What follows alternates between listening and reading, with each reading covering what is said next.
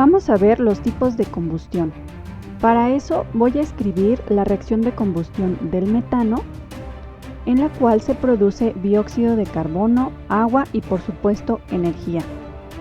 Del lado derecho también tenemos la combustión del metano, pero en este caso vamos a observar que se produce, además del dióxido de carbono, se produce monóxido de carbono, este que tenemos aquí. Como esta es la sustancia que nos hace que veamos la diferencia, entonces vamos a determinar cuáles son los números de oxidación de estos dos compuestos, del monóxido del carbono y del dióxido de carbono. Recordemos que el oxígeno siempre va a tener número de oxidación 2 menos.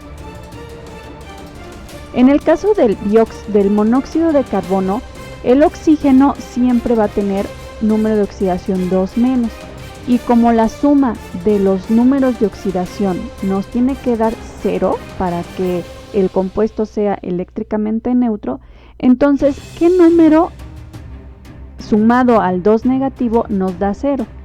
Pues evidentemente el número es 2 positivo, por lo tanto colocamos acá el número 2 positivo para el carbono en el compuesto monóxido de carbono.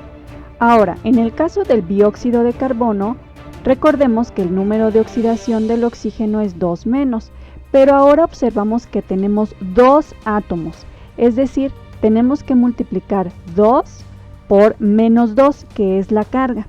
Eso nos da un valor de 4 negativo, es decir, que el oxígeno contribuye en total con una carga 4 negativo.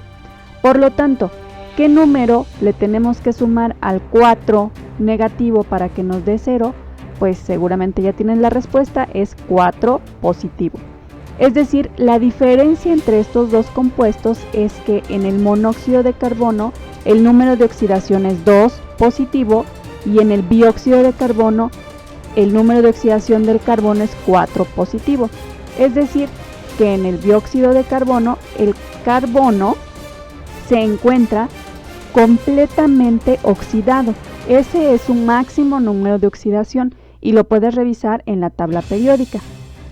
¿Y qué sucede en el caso del monóxido de carbono? En este caso el carbono no está completamente oxidado, se encuentra con número de oxidación 2 más.